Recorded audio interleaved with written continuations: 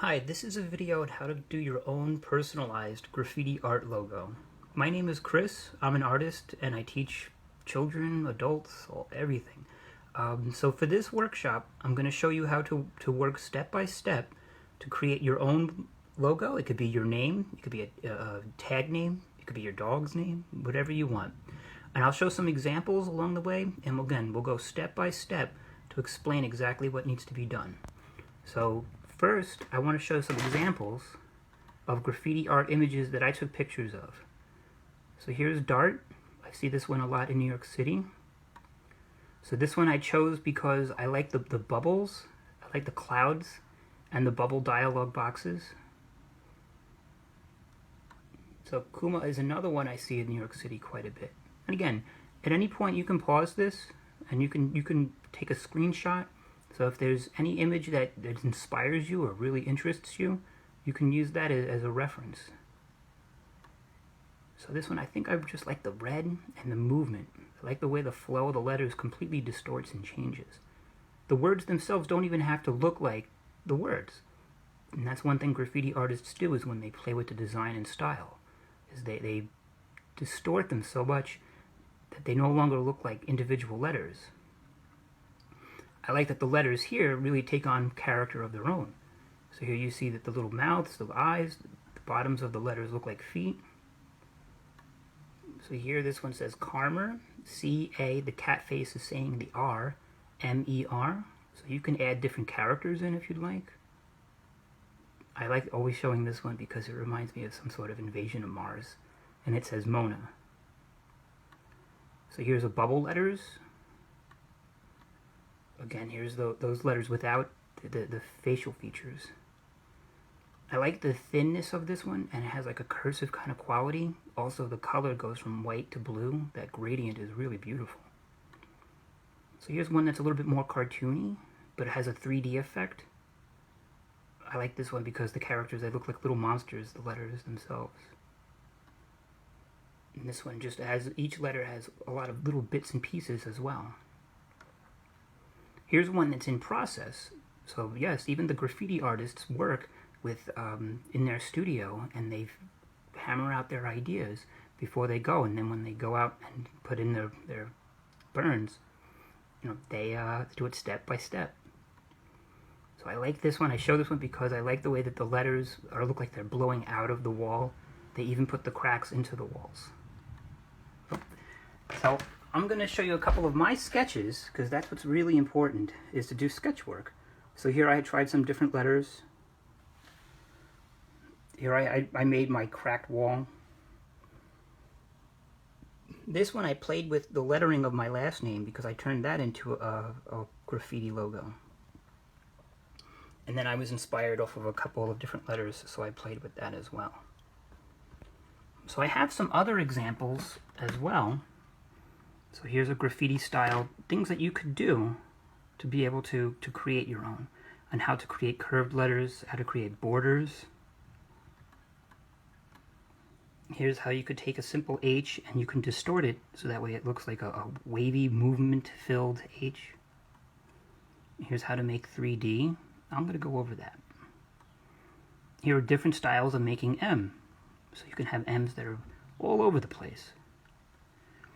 This one I liked. Again, if you're interested in how to make a D look really distorted. Again, different styles of K's. A lot of graffiti artists have the arrows at the end of the letters. You can see by the time you get to number 7, there's like a lot of movement, a lot of attitude in it. Here's a nice one that shows how to make it 3D. And again, a wide variety of different colors. And there's your W. So I'm going to go step by step and show how to work with what we're doing here. And I'm going to show you some of the things that we need to use as well. So make sure you have an eraser. I always like separate erasers. All artists make mistakes, and we all need erasers.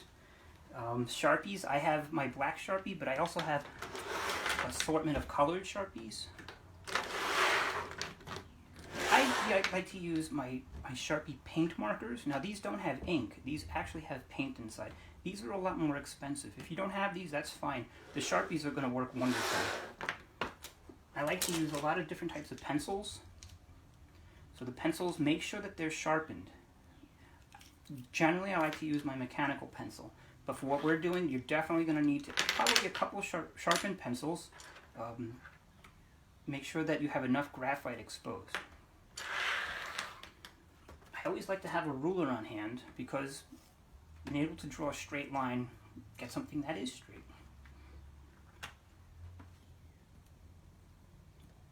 And then I have my scrap paper.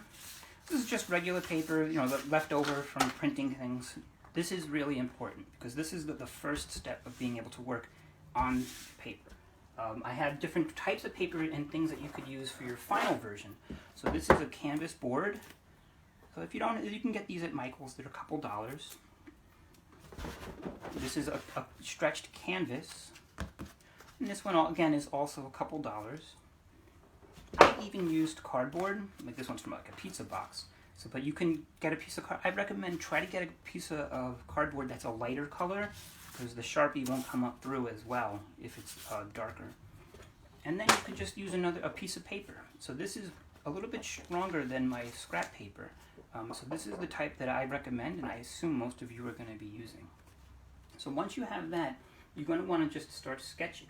So like as you saw with some of my sketches, like the different types of letters that you can do. So like, let's see if we want to do like how would I want to make the art? If I want to write art, you know, and I don't have to worry. And I'm doing this.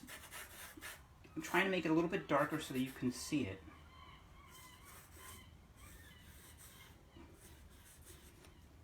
This is just a couple of examples of what you can do. And I'm deliberately making it rough. I'm deliberately not refining it because I want you to see, like when we do our sketches, they don't have to be perfect.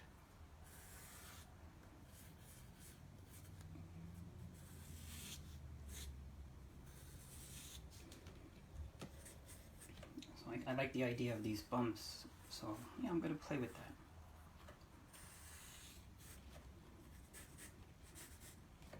So there's a lot of, again, the different styles that I showed that you can play around with.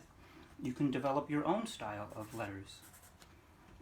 So one thing I did want to show you was how to create the bricks, the broken brick formation. So the way I do that is I take out a ruler. And again, I'm probably going to do this very dark for you, just so that way you could see, you know, normally I would do it very light, but I need to do it dark so that way you definitely can see what's going on. So you see I lined up the ruler with the edge of the paper and I drew a straight line. So you see that. Then I'm going to put in another one.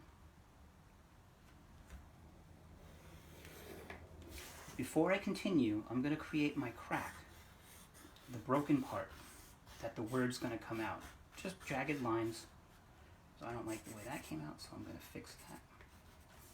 And now I'm going to go over again, and I'm going to continue these lines.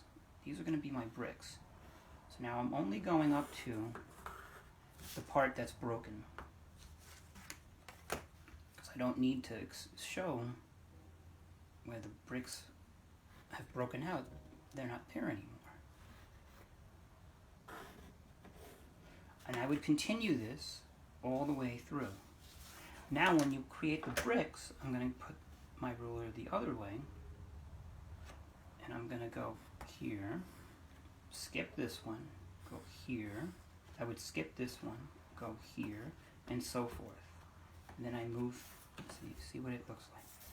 Then I'm going to move my ruler over, and I'm going to skip this one, and I'm going to go here, and then I would continue on so forth. Just because there's an empty space, I don't have to worry about that. And you see how I'm starting to get my brick shapes.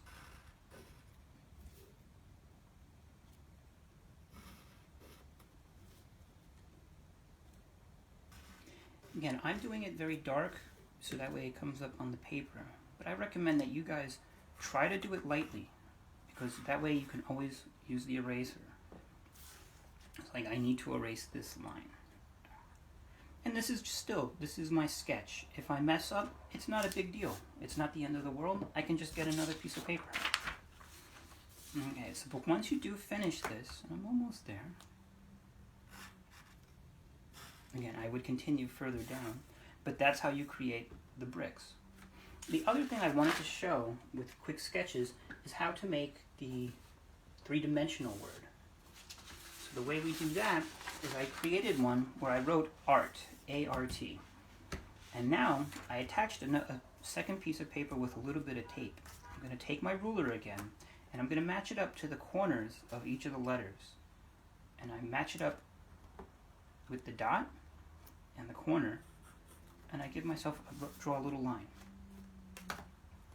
Match it up with the dot, draw a little line. And then I can draw the rest of it, and you can see how we start to get a three-dimensional letter. So this one up here would come around to about there.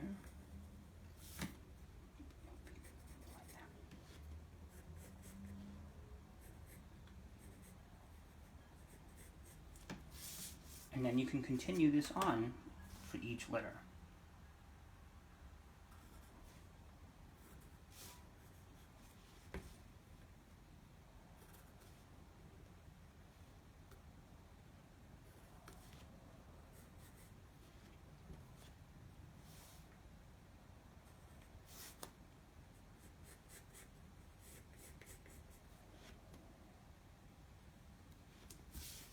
And then I would finish in all the areas. So like this one would be more like this.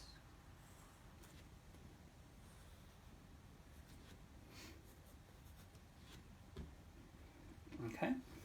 So once we have our plenty of sketches, you see I have many pages of sketches playing around, getting different words. Once you finish that, and you have exactly what you want. So here's what one that I made was bubble. I tried to play with the bubble words. So I wrote it out, and I did it lightly, and then I went over it a little darker. The next step is, then you gotta take your paper, flip it over, and use your pencil. Don't put it like this. Place it on an angle, and you need to shade the entire back side. So my letter is in this section of the paper, so I have to make sure that that whole section gets shaded in.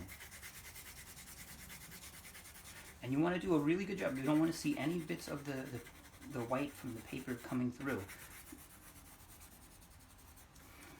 The next step that we're going to do is we're going to transfer this onto our good copy. So if we have our good paper, I'll take this one, and if I put this down, where would I want it? Would I want it at the corner? I probably would want it in the middle. And then I'm going to take a little bit of tape, and I used masking tape, but you could use Scotch tape. You can use whatever household tape you have around the house. And I just put a couple pieces down, make sure it's flat. Okay, I wouldn't cover up the rest of it, but I want to just leave this so I can show you. And I'm going to trace over the letters. So trace over.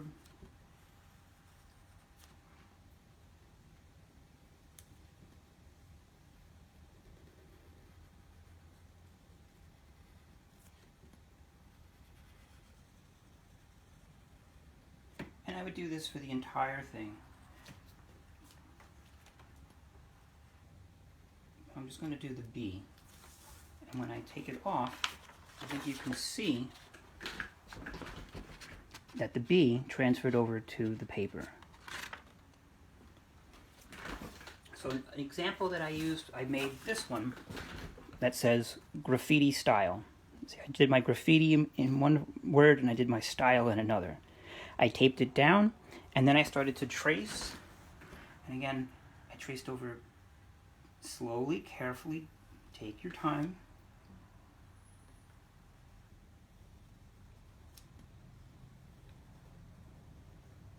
Now, I did a little bit of this before I started recording. So, and I'm ready to take off. I did the bottom one previously. So when I show you what I got, I'll gently take off my tape. I don't want to tear my paper.